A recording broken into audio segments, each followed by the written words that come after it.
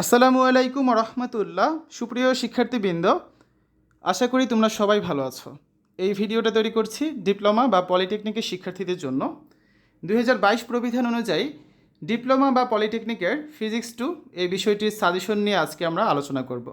আমরা গত পর্বে প্রথম অধ্যায়ের সাজেশন দেখেছিলাম। আজকে আমরা দেখব অধ্যায় 2 পদার্থের উপর তাপের প্রভাব। এই অধ্যায় থেকে গুরুত্বপূর্ণ প্রশ্নগুলো। প্রথমে দেখব অতি সংক্ষিপ্ত প্রশ্ন। 1, তাপ পরিবাহিতা কাকে বলে? 2, লোহার দৈর্ঘ্য প্রসারাঙ্ক আলফা সমান 0.000012 পার ডিগ্রি কেলভিন বা পার ডিগ্রি সেলসিয়াস থাকতে পারে, তো বলতে কী বোঝায়? 3, নিউটনের শীতলীকরণ সূত্রটি লেখো। 4, তাপ বিকিরণ বলতে কী বোঝায়? 5, তাপ পরিবহন গুণাঙ্কের একক বের করো।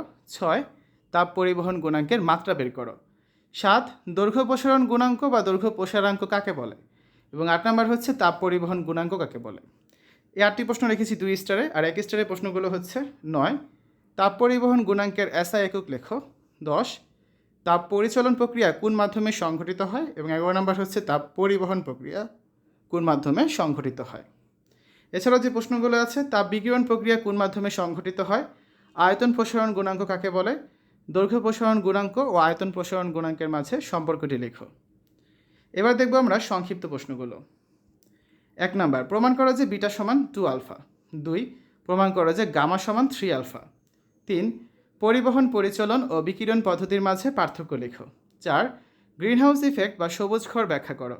5, দেখাও যে কোনো পদার্থের মধ্য দিয়ে প্রবাহিত মোট তাপ হচ্ছে কিউ সমান K A del theta T divide by হচ্ছে ডি। 6, স্টিফেন বোল্টজম্যান সূত্রটি ব্যাখ্যা করো। 7, পদার্থের মধ্য দিয়ে প্রবাহিত তাপ কী কী বিষয়ের উপর নির্ভর করে? 8, তাপ বিকিরণ কি? তাপ বিকিরণের বৈশিষ্ট্যগুলো লেখো। 9, পরীক্ষার সাহায্যে তরল পদার্থের তাপ পরিচালন প্রক্রিয়া বর্ণনা করো।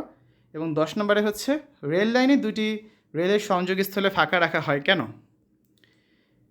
এবার দেখো রচনামূলক প্রশ্নগুলো দেখব। 1, দৈর্ঘ্য প্রসারণ গুণাঙ্ক, ক্ষেত্র প্রসারণ গুণাঙ্ক ও আয়তন প্রসারণ গুণাঙ্কের মাঝে সম্পর্কটি নির্ণয় করো। 2, পরিবহন পরিচালন ও বিকিরণ পদ্ধতির মাঝে পার্থক্য লেখো। আর 3 নম্বরে হচ্ছে গ্রিনহাউস ক্রিয়ার প্রতিক্রিয়া বা ফলাফলগুলো লেখো। ঠিক আছে, তো এই হচ্ছে আজকে আলোচনা। আমরা আগামী ক্লাসে পরবর্তী অধ্যায়ের সাজেশন দিয়ে দিব।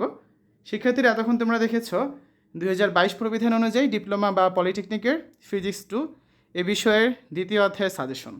আশা করি আজকের এই ভিডিওটি তোমাদের কাছে ভালো লেগেছে। সকলের সুস্থতা কামনা করে আজ এখানে বিদায় নিচ্ছি। আল্লাহ হাফেজ।